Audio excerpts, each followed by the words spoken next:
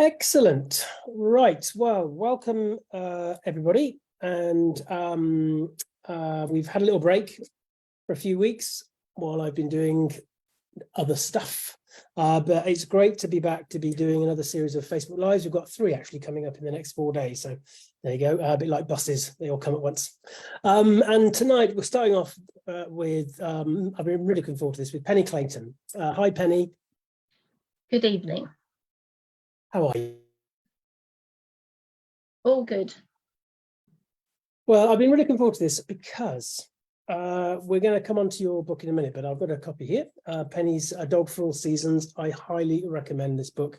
I'm going to be doing a little separate post about it in the group in a few days' time. Hi, Mary. Hi, Kim. Hi, everybody. So we're going to be looking at some of the contents of the book in a mo. But let's just start off at the start, really, Pennie. Can you share with us a little bit about your origin story, if you like, how you came to work with dogs and how you, this kind of way of looking at dogs that you're so passionate about, where did that come from? Start as far back as you want to go. Okay. So I'm originally when I was very young, I absolutely adored horses. So I always wanted to work with horses. So I trained to become a riding instructor, did exams, went freelance. And to be honest, at that point in time, there wasn't a huge amount of information available. We didn't have the internet because I am that old. There was no internet. So it was all books and it was really hard to learn things. And I wanted to learn lots and lots and lots of stuff about horses.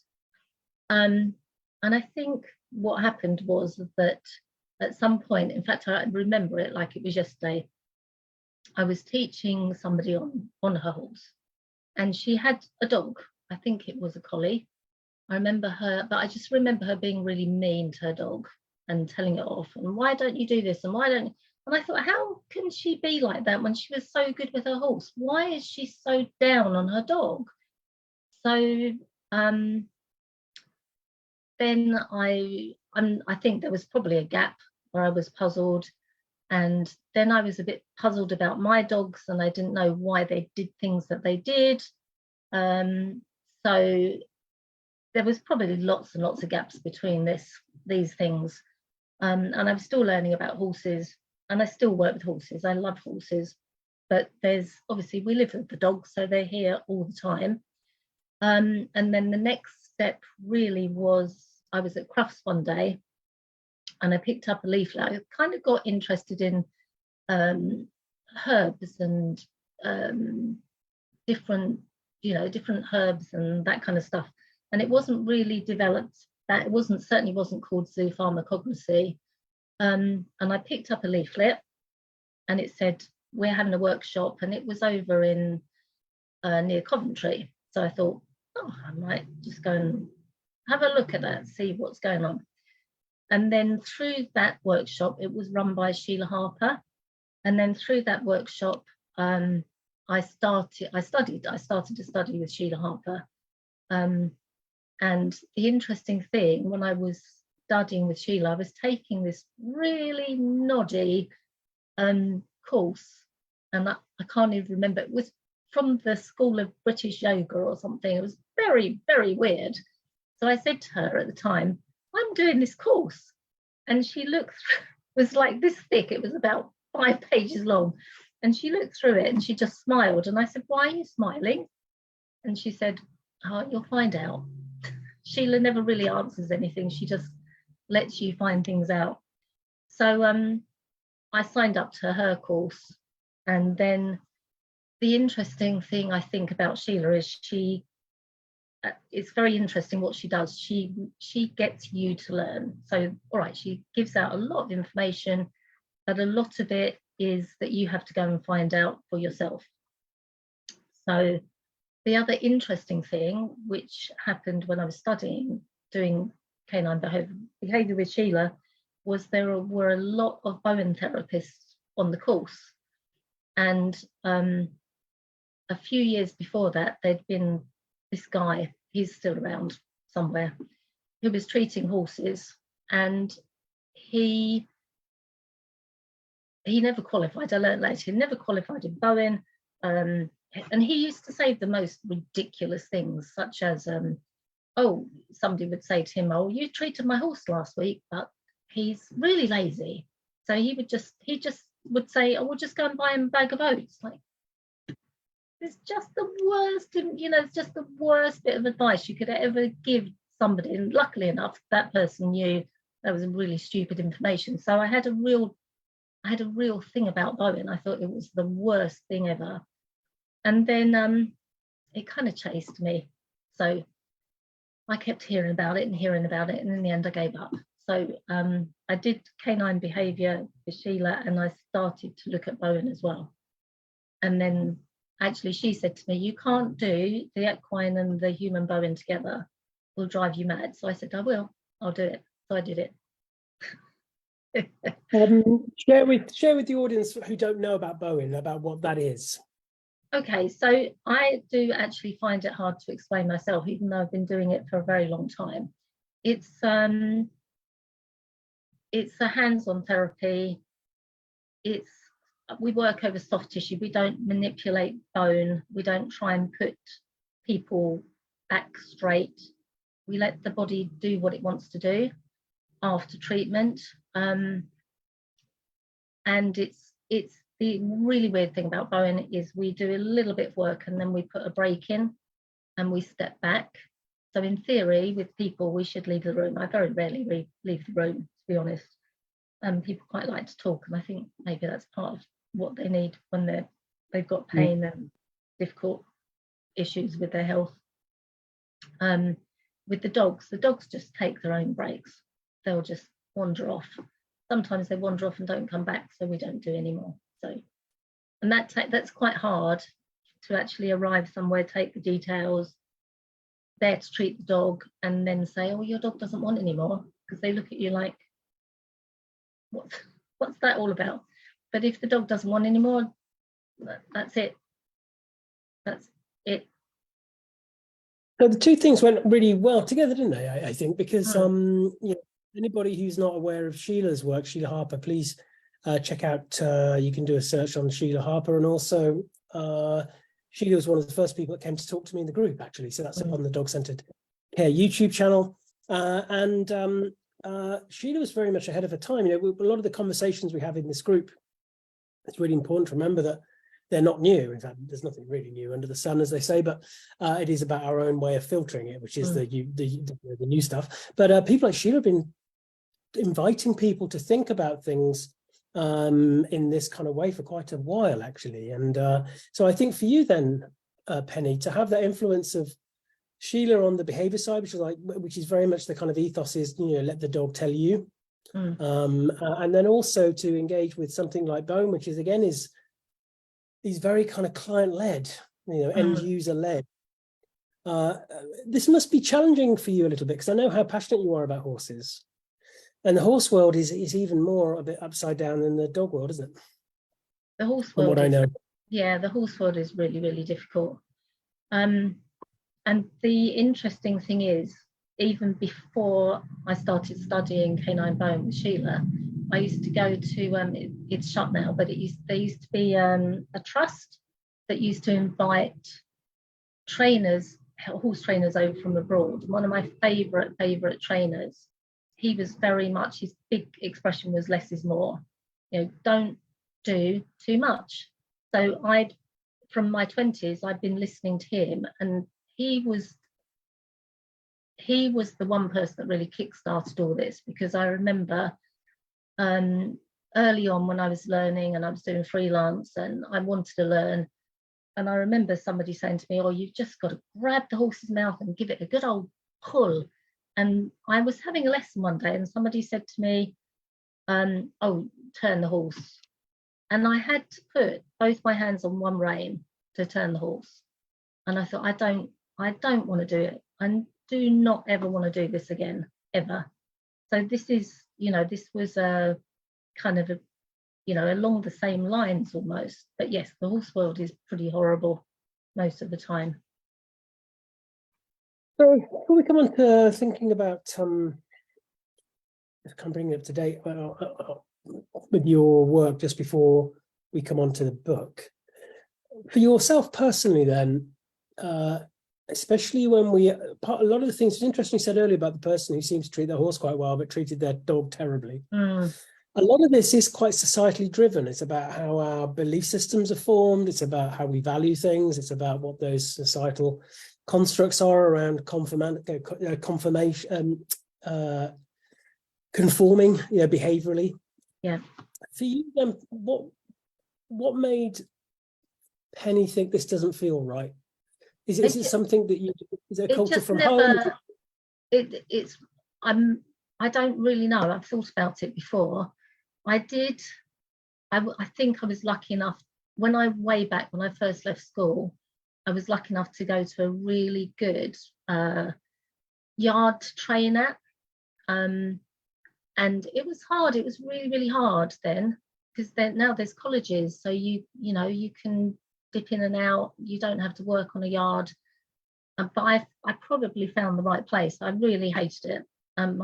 My dad was still alive then. He would say to me, "What do you want to do? You've always want to do this. If you leave now, what are you going to do?" So my dad was a big part of my life when I was younger as well. And I just got through it. But, it actually was a really, really, the ethics in that place were actually really, really good. And we were taught, I know that there's a lot of dog people on here, but there's also people that know about horses. We were just taught to leave the horses alone. We were taught about our position and how to sit on a horse and to leave the horse alone when it was jumping, and that they got us through our exams. So it probably started very early on, to be honest, and that was lucky because there was a lot of bad places around to train at as well. Yeah, I think that's what's always inspiring for me is colleagues like yourself who, when we think about our colleagues now, we're very much afforded a lot of places where you can learn about things from a dog-centered or horse-centered way, and learn about the science and learn about things. But that wasn't the case back in the day, and it was a bit of a Wild West, really. And it was very much a bit of potluck, really, about where you had those first steps, I guess. Great. Well, thanks for sharing that with us, Pennie. And I think a lot of what you've shared there, actually, I can see where a lot of the narrative for the book has come from, really, because there's a lot of yourself in the book. I have to say, it has a nice, almost like a storytelling narrative about it as you guide us through. So the main premise of the book, and that's what we're going to look at some different things now in the book. We're going to look at some different topics. We're going to expand on them a little bit. Some of the stuff will be in the book, some of it won't be, because we'll just see how our conversation goes. But the main premise of the book is to guide us through the dog and the 4 seasons, a dog for all seasons, taking us through the 4 seasons. And even that, I think, as a starting point, Pennie, is really important because, the seasons are so important for Mother Nature, and animals are so in tune with them. We are actually, but there's a lot of things that we are attuned to that we've lost connection to, especially in the West, I think, because of the way that we live our lives nowadays. And whilst we might think about, I don't know, putting a dog coat on because it's raining, that's often about as far as we think about things. So what was it that really, what was your inspiration yourself for the book, and why did you come up with this format? So I run a dog group as well, and a while back a friend of mine was doing some kind of course. I can't remember. I did see her today and I forgot to ask her, but she was having a bad time actually with her horses, and she'd been on a course, and she said to me, "I'm doing this course, and on every single day I have to write something or be creative about something." And I thought, that's a really good idea. So instead of just having the group and putting on rescues and this dog's lost and that dog's doing this, and we'd had the group because we were running a few seminars for greyhounds, basically greyhound days. And actually Steph Rosso, who you have had on, that wrote the book with Turid, she was one of the speakers, and a few other people. Dawn Allen was one of the speakers. So we had 2 days, and we put the group together for that, just to try and get people interested. can't remember what you asked me. Oh, that's right. So that's it. So come back to me. So I thought after we had this discussion about being creative that I would do something like my friend was doing, and I was just writing posts on the group for probably 4 or 5 days a week, just different things that I was interested in, things I was puzzled about. So actually that's what really kick-started it. And then I realized that obviously it was very seasonal. Like for instance, I absolutely love the summer. I absolutely hate the winter. It's grim, you know, especially if you're with horses. It's muddy, it's cold, you're never really very warm. So you know, so it just became a bit of a seasonal, you know, it's like almost like a blog, but it wasn't quite a blog. So I thought I would just put a book together, just kind of put the posts together and expand them a bit and chucked a whole load out, put some new ones in. That's really how it came about, to be honest. Well, that really worked, because I was saying to you off air, you know, I haven't really quite read a book quite like it, really, the way that it's been put together. And I think it's quite inspired to have it as a looking at a dog through the seasons, because it also invites us to be present with our dogs as the kind of as we see the changes through the seasons, the changes with Mother Nature, the changes in the environment, the changes with our dogs, because of course every month, every year, they're another year older and they're going through another stage, they're going through different things themselves. And I think that's a big theme with the book, is this thing about allowing ourselves to be in the present, in the moment, and just to see what we see and to let go of the baggage of and the weight of expectations and the judgments we make. I think it's one of my bugbears, really.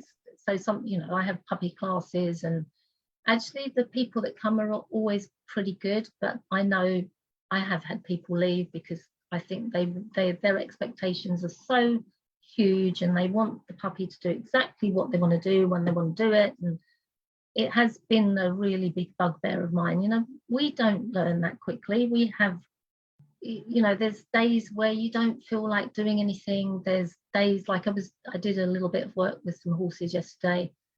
I do a little bit of work for riding school, and you know, we were walking up and down the road. Luckily the lane's pretty quiet, but you know, the horses were just, there's no way they could have done what they normally do, or we have expected them to do. So you know, we all have days where we don't feel like doing, you know, what we should be able to do.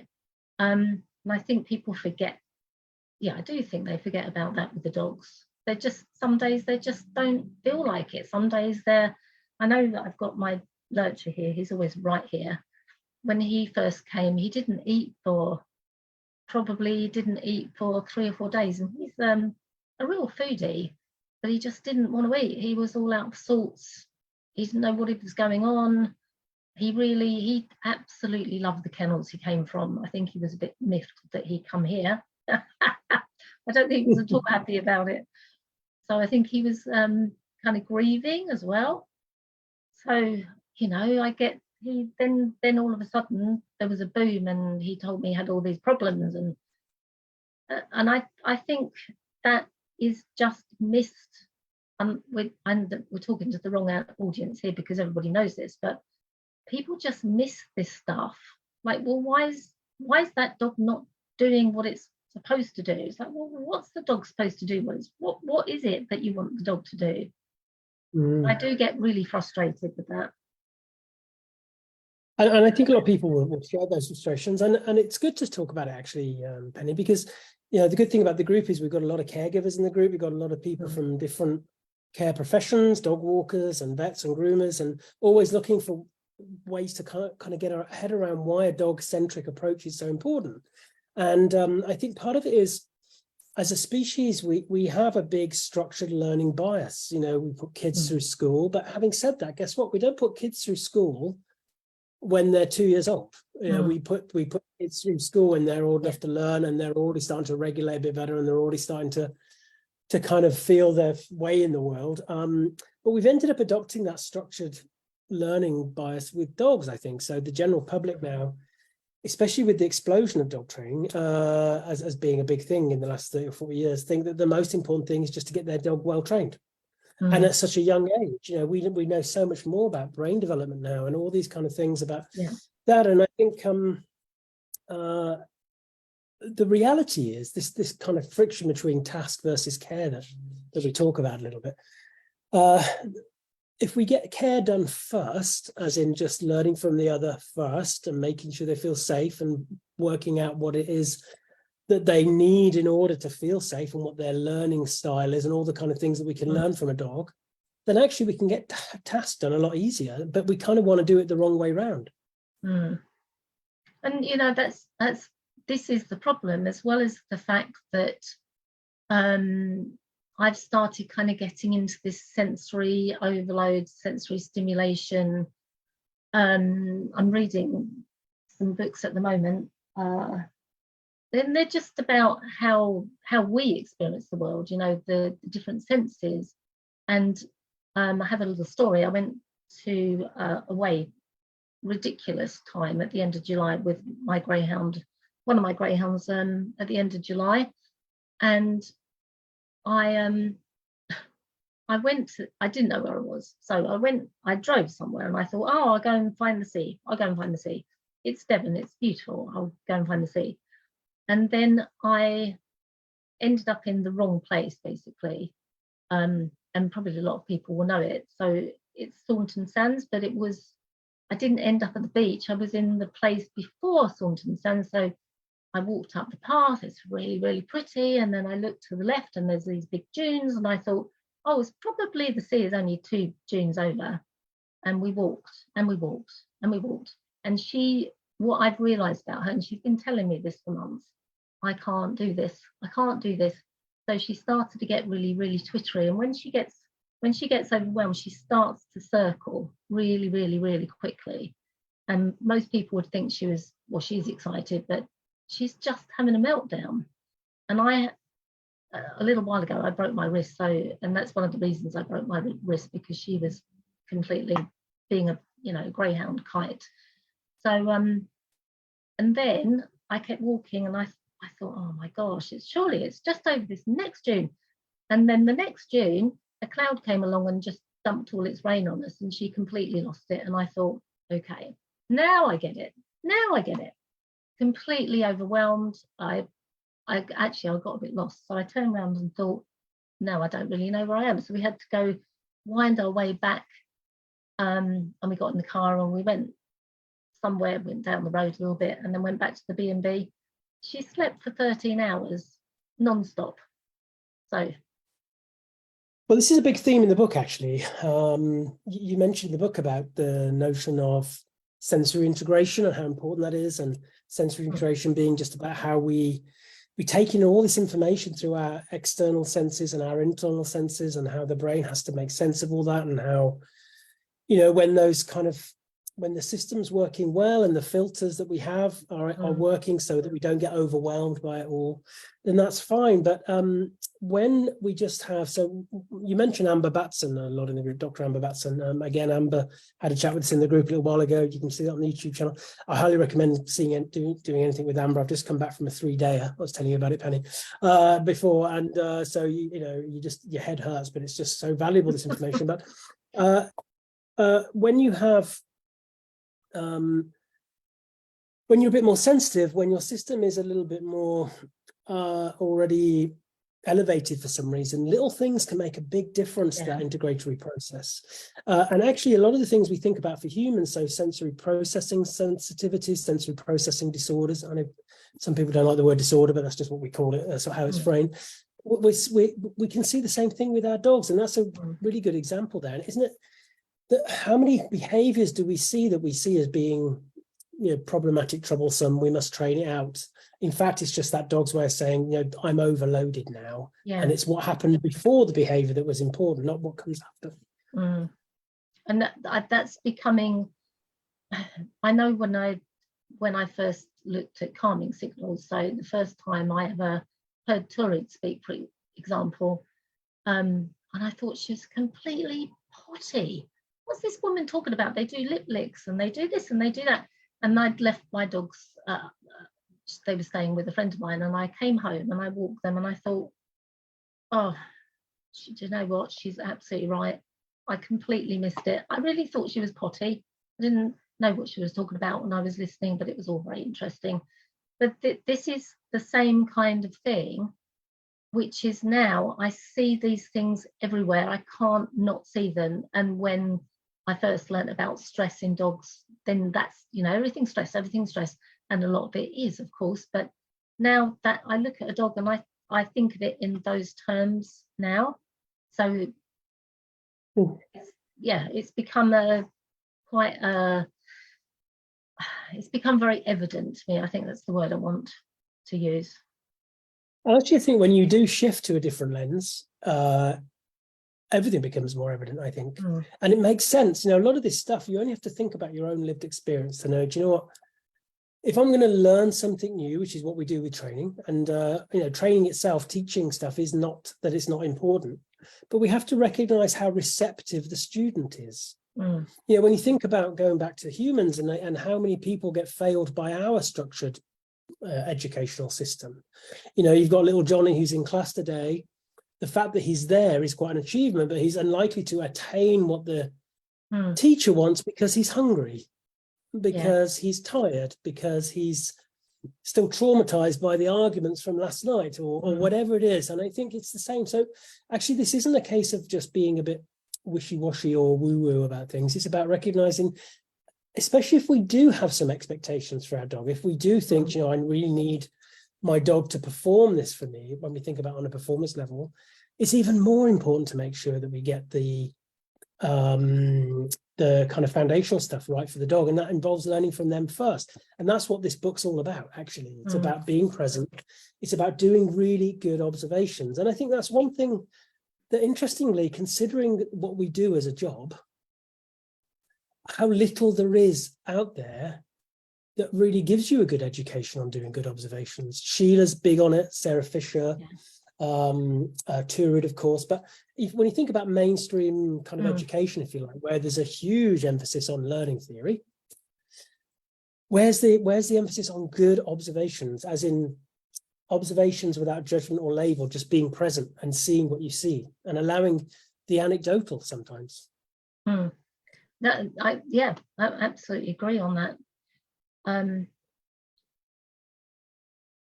it is, again, it's one of my bugbears that people just will say something, and then there's always an argument about, but this, where's the study for that? It's like, but just look at the dog.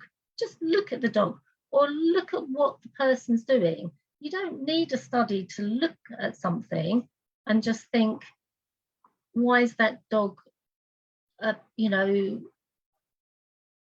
appearing to be really, let's call it ignoring the owner. So in the situations we're talking about, that could be for a million reasons. So like we were talking about stress, or it could be like, I know a dog he really, really hates the sound of lorries in particular.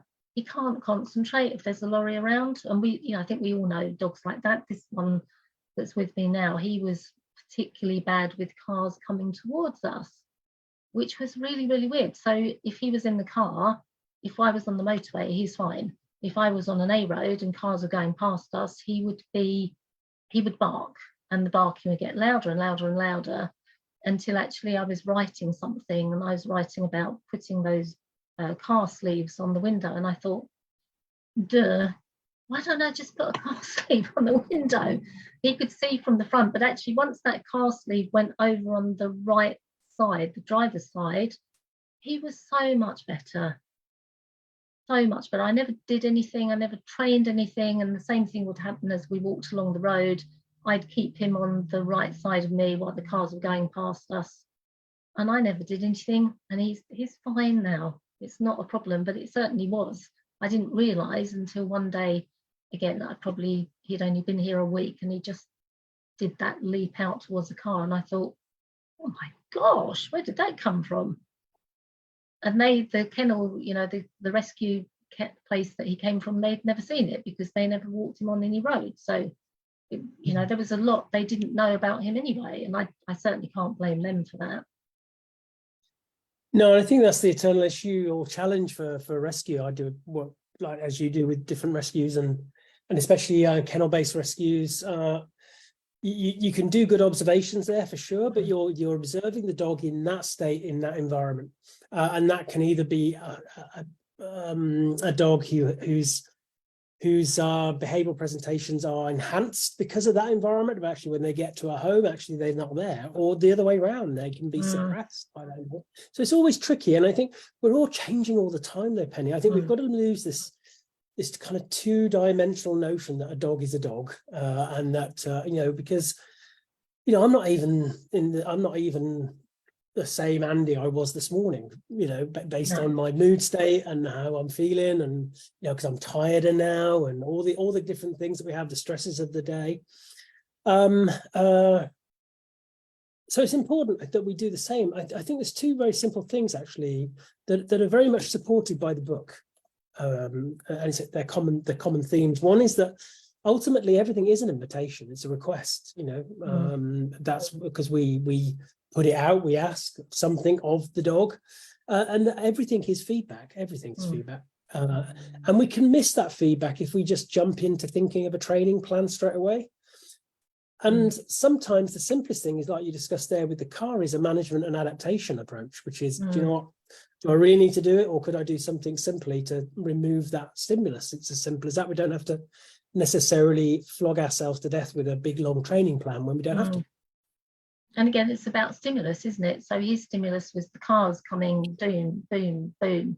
So obviously at that point, he just couldn't cope with it. So that was even before I'd started really thinking about the sensory stimulus and sensory overload, but it was a sensory issue for sure. It certainly wasn't, I didn't, like you say, I didn't need a training plan. I was never even considering doing a training plan. And it's a similar kind of thing that I was taught to do with horses as well. Just leave them alone, just let them work it out for themselves. And as you say, you know, there's some horrendous stories in the horse world. There's last year, I think it might have been, a horse that was trained to jump anything it was pointed at. And I think it was halfway through a 3-day cross country on the 3-day event. The rider's rein broke, the horse turned, and it was facing a wall, just a solid wooden wall they put at the side of the course, and the horse tried to jump it. So, you know, we all know that there's a situation where training can actually be detrimental because it stops the animals or the dogs or the horses, it stops them use their own sense of self-preservation. Nobody would try and jump a, you know, 10-foot wall. So that's a really powerful point there, actually. And again, there's aspects of this in the book. Lots of kind of examples about thinking this through, because often the dog will at least give us part of the story about how they are more likely to cope with something if we slow things down, allow them to show us what it is that they need. And I talk about the 3 foundations of safety, which is processing, engagement, and exit.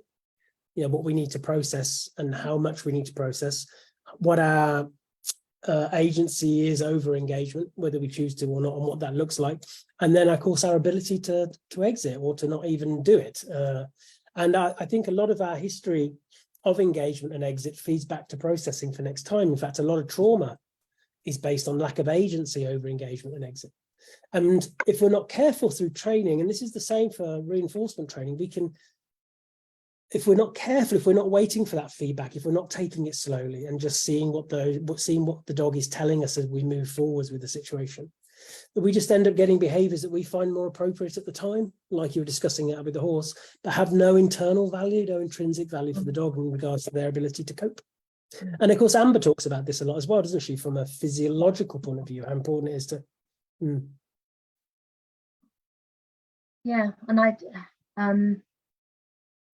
think this is some of the frustration that I feel when somebody has a problem and the first answer is, oh, well, that needs more training. well, no, it probably doesn't need more training.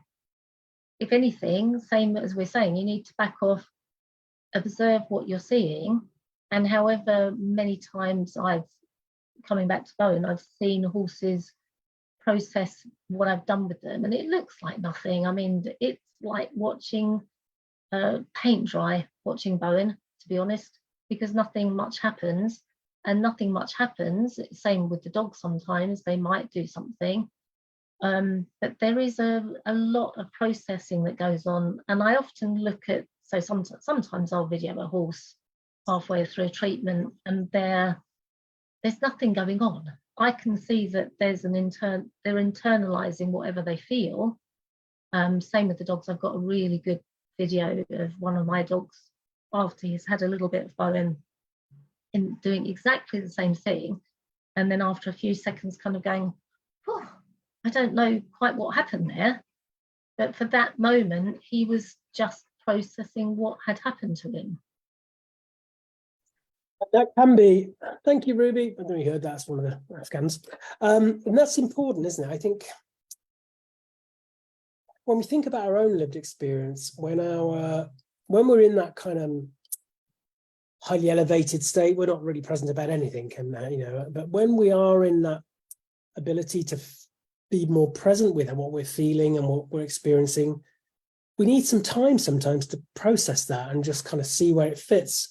And to allow the kind of neurology bit to do its thing, and also the physiology bit to catch up with it.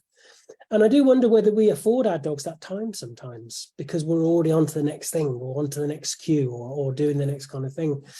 And especially, again, having had that 3 days with Amber, where we did a huge amount on the gut biome. Now, you talk about the gut in here a lot as well, which is great. And how we recognize that now as another organ. In the same way we have liver, kidney, we see the gut biome and the same kind of thing, and how everything is so interconnected. And a lot of the behavioral challenges we see invariably have big behavioral profiles. And I think the question that we need to ask ourselves is why. I know that sounds obvious, but actually when you really think about it, is why is that animal finding it hard to return to some homeostasis? Why is it? And sometimes it's age, of course, and you talk about that in here as well, about kind of the adolescent dog and how much, I've got a little general rule that if I've got stuff in my freezer that's older than the dog, we've really got to give them more time, right? Because I think that's important. But also there could be the fact that they're already, like we talked about earlier, being overloaded sensorily, or that their physiology, will come on to pain and confirmation that in a moment, because I know that's a big thing for you. But also just like the gut, the gut is, we're learning so much about it, and even about how it breaks down some of the things from the food and makes them, when the system's already under stress, what it does to that food and what it creates from it, more likely to create inflammatory markers and all these kind of things. It's just, well, your brain wants to kind of explode with it all, but it shows again how important it is to just slow things down and do better observations and give the dog chance to let you know, yeah, this bit's all right, this bit's all right, but that's bit. The interesting thing about the microbiome and the changes that happen, they're all totally out of our control. So your body's gone off on its own little thing. That's not a conscious process. And the same thing that so I've been writing some notes about pain and thinking about that, is how much, if there's trauma, it's held within the fascia. So you can't get out of that situation if it's held in your fascia. I mean, it's fascia, it's just like, it's a nothing, isn't it? It's just, but it's there, it's just held there. So there's a huge amount of stuff that obviously people don't know, and maybe they don't need to know it. I find it fascinating. But if you've got a situation where your body's holding on to something, there's, the behaviour is kind of out of their control anyway. This is why, when you think about all these things, and like you say, that we know a fraction of a fraction really of stuff, even though we know a lot more. How many dogs, sadly, even through the best intentions of those around them, end up living a life of sufferance? because they have a system that is dysregulated and that is dysfunctional for them, that needs a lot of bits of the jigsaw joined together for them to get the relief that they seek. A lot of the behaviors that we see are relief seeking, you know. Even something like you mentioned in the book, which I thought was something I'd never really thought about, but the effects of hard ground in the summer and the adaptations we should do when we're thinking about doing things with our dogs, when we would normally do stuff, especially for those dogs who might have a physiology who is a bit sore or is a bit uncomfortable, and the difference on that. Just talk about that a little bit for us. Oh, I think, and it's something, I mean, Amber talks about it, certainly it's always talked about on canine arthritis management, is that situation where people, you know, I'm not saying people are bad, they just do that thing where you say, actually, I've got a friend who's really good at approaching people. She's got exactly the right words to say. So I used to walk with her a lot, and I'd say to her, that dog's lame. So she would always have a way of saying, excuse me. And she had a really nice way of putting things across. Nobody ever ended up slapping her upside the head. So, and she used to get people really thoughtful. But the amount of people that say, oh, no, you know, no, he's not in pain. He's perfectly fine. There's nothing wrong with him. He's been doing that since, you know, he was a puppy. He's like, oh my gosh, no, you've just made it harder. And it's this, and I don't really know where it comes from. They're convinced that the dog's not in pain. They see it, but no, he can't possibly be in pain. He's perfectly fine. He's look, he wants to run after, you know, here we go. He wants to run after the ball. He loves his ball. It's one of my least favourite expression is he loves doing this. Now, do you love doing it, or does your dog actually enjoy doing this? And what I really want to say is, like, can you not see your dog's in pain? I see a dog pretty much every morning, and the lady doesn't talk to me because I haven't got the skills that my friend has about, excuse me, would you mind me just having a word with you? And the dog's lame. She's got her ball chucker. She walks up the road, and I've seen the change in that dog over probably 2 years. The dog initially was lame in front. Now the dog's really lame behind and very, very moving very, very wide. And I don't know what to say to her. And she's not interested. Sometimes I'll look at her and I think she thinks I'm a bit of a snob, to be honest. And I think, I don't know how I can you not see that your dog's in pain? Can you not see it? And the dog's kind of, oh, and you know, it's so obvious. What do you think is a block for people with that? Why is it that people find it hard to recognise that their dogs just aren't moving? They have to go to the vets and pay lots of money, that they think the vets are fleecing them. And I know, it's so difficult because, it's certainly in this area, a lot of the vets are being taken over by big corporations. And we've all had conversations with the vets, and the vets have left because it's all about money and targets. And so in a way, I can't blame people for thinking that the vets are trying to make money. Obviously, everybody has to make a bit of money. And I don't know whether they use that as an excuse. All the vets want is my money. And, I can't blame them for that. But, can you not see your dog needs some help here? And, it's as we were talking about, something being a bit la-la, which Bowen is a bit like, whatever you do, all stuff and nonsense, load of rubbish. I had a post on my group, and somebody was busy telling everybody that Bowen was quackery. It's like, I don't care what you think about it. I know there's a lot of people that have benefited, and they've told me they've benefited. And when I was doing my case studies, I'd done a few of my friends, and I hadn't actually worked on a man, so I was a little bit freaked out about it. So my friend said to me, do my husband, he's fine. So I did some work on his neck and, you know, did a little bit of Bowen on him. And he said to me, I can't move my neck further than this. And he plays a guitar. So he said, it's a bit of a pain because I can't move my neck.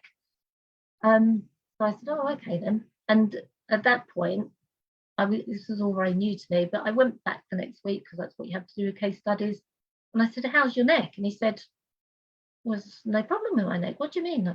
I don't understand what you're saying. It was perfectly fine. It's always been perfectly fine. And I said, well, I've written that down. This is down in my book. And I know you could move your neck towards your shoulder last week. Completely forgotten about it. But he couldn't do that. So there's all this, you know, there's so much rolled into these pain issues, I think. The reason I think, you know, acute pain is pretty understanding, maybe people understand it, but I think chronic pain, even some clinical professionals don't fully understand chronic pain. And even for us, you know, I've got psoriatic arthritis and that's quite chronic at times, but I get some choice about when I stop and I'll take some pain relief, and our dogs don't. I think this is the key, and it doesn't stop me doing stuff. You know, my late father had terrible arthritis, but he'd still be in the garden for 4 or 5 hours at a time, much to my mother's dismay. And especially when we have activities that we highly connect to those adrenaline parts of the brain with dogs, like, you know, chasing balls and that kind of thing, it can be easy to get that confirmatory bias, isn't it? That, well, my dog must be okay.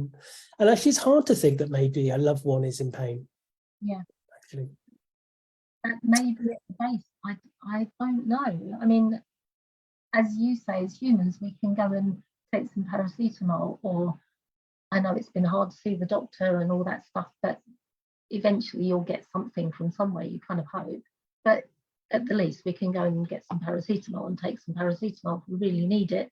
Or we can think, okay, I get it. My body's telling me I've been eating the wrong things all week. I've had takeaways. I get it. It often happens to me. And I think about what I've eaten. And I think, no wonder I feel like rubbish. I've just been eating rubbish. And this is part of the problem with the dogs, isn't it? You know, that they get given whatever it is that people have decided they should eat. And we all know that obviously there's, you know, the raw feeders camp and this feeders camp and blah, blah, blah, and everybody argues with everybody else. And I know dogs that can't eat raw, and I know dogs that thrive on the raw. So it's exactly what you're saying, that we're all different. The dogs are all different, but they don't have a choice. So they can't say, I recognised that dead pigeon on the road the other day, so I'm feeling a bit grotty. They picked it up because maybe they didn't have something in their diet that they needed. Well, that's important then. Again, that's another theme from the book, really, is that people have heard me say before, my late mother had a saying, which is, there's no absolutes but kindness. And I think when we think about that, when it comes to dogs, it's recognizing that every dog has their own story and how available we are to that. But this is a big challenge then, isn't it, Penny? And this is why I highly recommend this book, especially for caregivers. But, you know, as a professional, I learned a lot myself from the book. We've got to find better ways of educating the general public about how to really see their dog. And I would encourage, you know, there's a lot more trainers now that are incorporating this as part of their training classes, but it shouldn't be an add-on. It should be the main thing. And then the training is extra, actually. And I know that's very much how you put your classes together, isn't it? And I never know. This is my problem. This is why I'm holding my head. I had a class, didn't do my list, it was too hot. And the last class of the course that I did last time, we spent a lot of time talking about proprioception, and we did some scent work, and we didn't really do a lot, but I needed to get this idea across. But the puppies were all in that place. Their recall was pretty good. I'm not saying that they were all walking beautifully on lead. As we were saying, you know, you can't expect a puppy of however many weeks to be walking perfectly on lead. But we did a lot of kind of basic talking about proprioception and walking over a few fallen branches and we did quite a lot of stuff on that, and everybody seemed quite happy with it. But I never know whether that's the case or not, but it doesn't stop me talking about it, of course. And something we've discussed in a different kind of arena before about the role of our assumptions. Who knows what people make or think, but we have to deliver what we feel passionate about. And I think pulling on the lead is walking on the lead more generally is a big one for me, because I do some work with assistance dog charities. I've just started doing some work with them, looking at things from the emotional point of view for them. But how often the dog, when they transition from the training element to being with the service user, there's pulling on the lead all of a sudden. Everybody's like, oh my God, the dog's pulling when we train them not to. But any elevation, when that dog starts to feel under pressure and stress and that nervous system kicks in, you're going to get more animation from them. And I think we have to just inform our clients when we're doing dog training that when that happens, it's not a training issue. It's about you thinking, right, what might be triggering my dog right now? Why is it they're struggling to kind of walk in a more moochy way? That's so true. So true, isn't it? Because people often phone me and say, my dog's pulling on the lead. Like, well, there's so many things. It's not just you're seeing a little tiny portion of what's going on. And how much we know that there's an element of stress if the dog's pulling on lead, is what it is. It's not just a training problem in any way or form.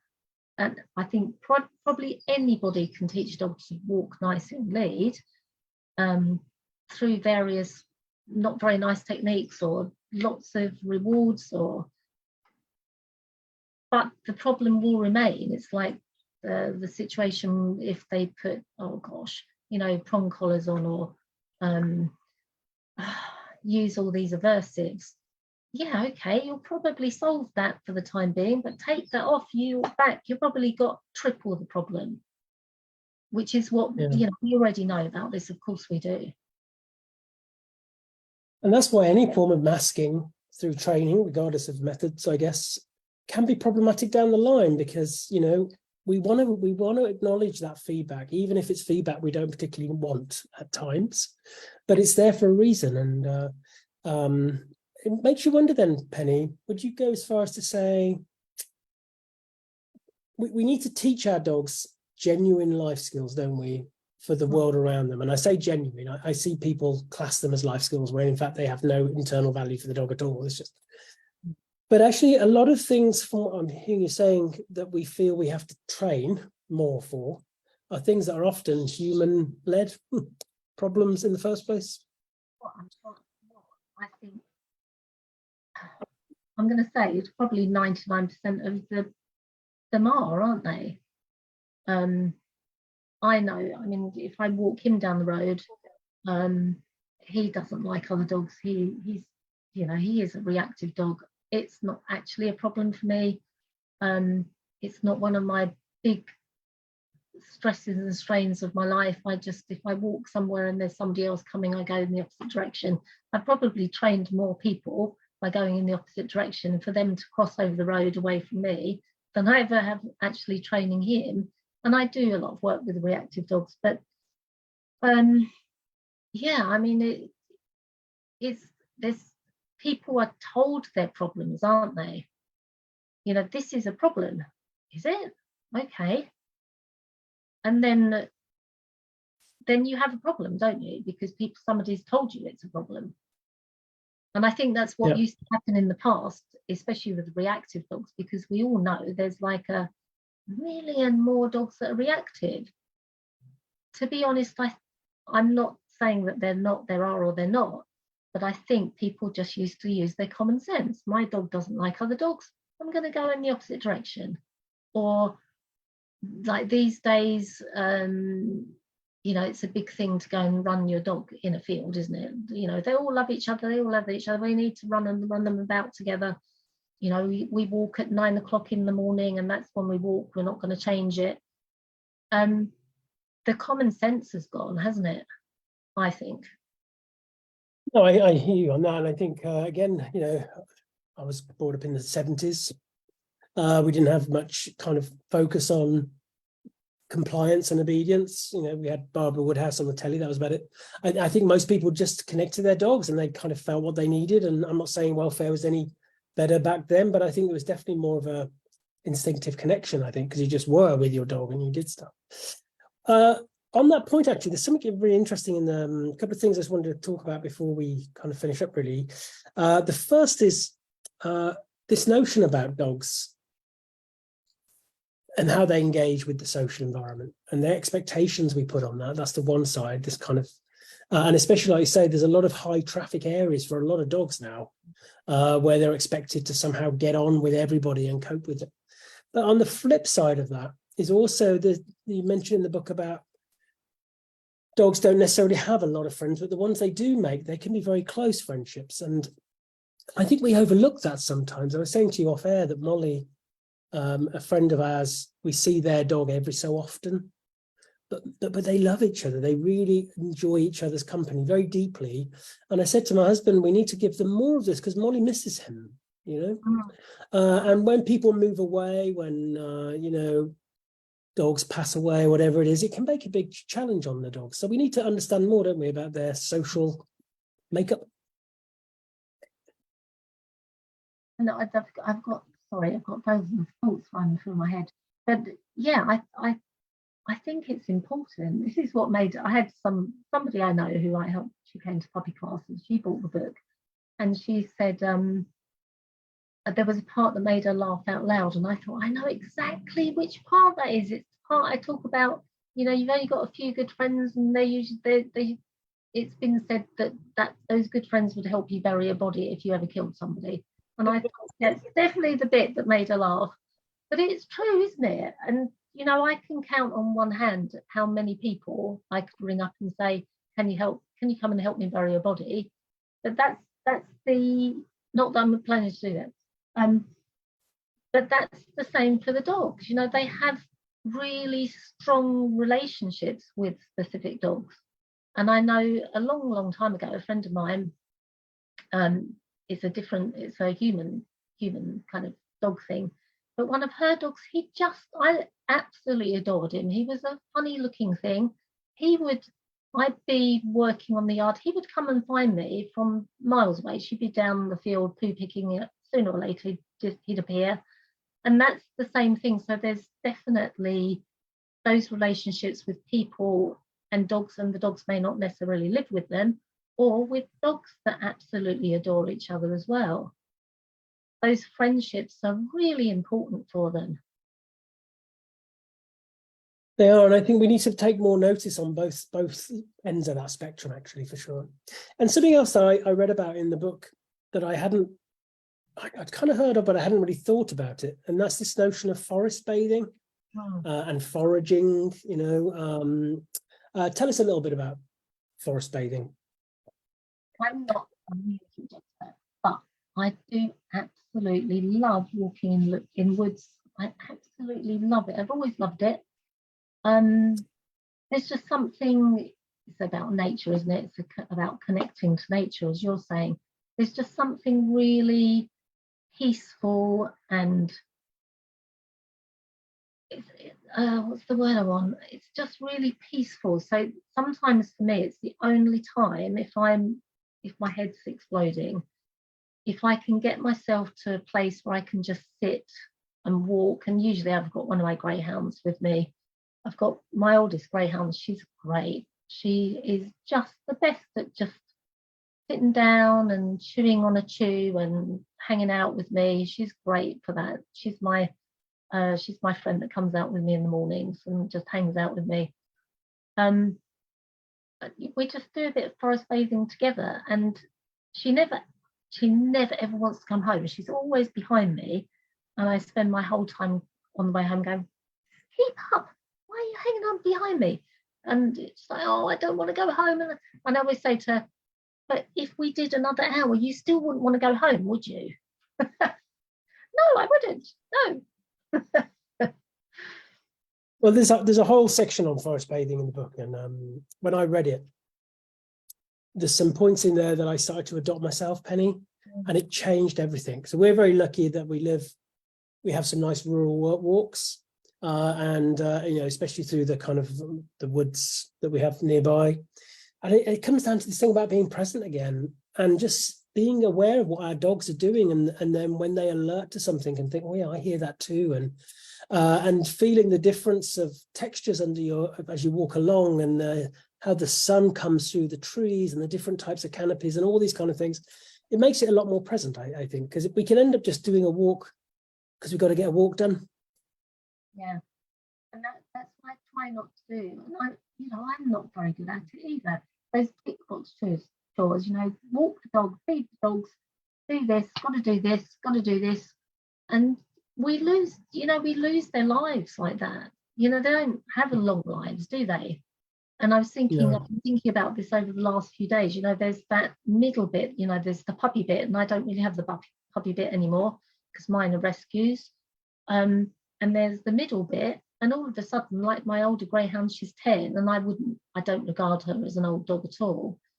But that middle bit seems to go on forever and ever until it stops, and they're old. Yeah. And they, that's it. They're old. You're looking, especially if you have a rescue dog, you're looking at another 2 years. You've only got another 2 years.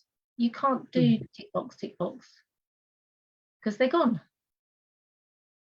And that's the one of the many gifts that they give us, actually, if we hold space with them, because it is about recognizing how relentlessly time marches on, really. And my husband's a nurse in a hospice, and it's quite humbling to hear him say that all these people that he's been with at the end of their time here in this place, nobody ever regrets not buying a bigger house or working more. They all regret not spending more time with their loved ones, and we should pass that on with that when we think about our dogs, really, I think. It's incredibly important, and it is so easy, isn't it, just to, it's too hot today, we won't walk today. I'm as bad as anybody else. It's too hot, now it's dark, maybe they don't want to go out now, I don't want to walk, it's dark.